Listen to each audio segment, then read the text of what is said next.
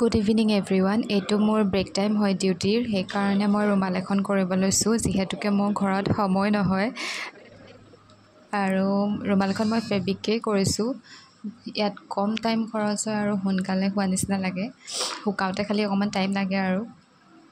চাই থাকিব, যদি ভাল লাগে লাইক কমেণ্ট এণ্ড শ্বেয়াৰ এটা কৰি দিব আৰু ভিডিঅ'বিলাকত ছাপোৰ্ট কৰে কাৰণে মোৰ বহুত ভাল লাগে।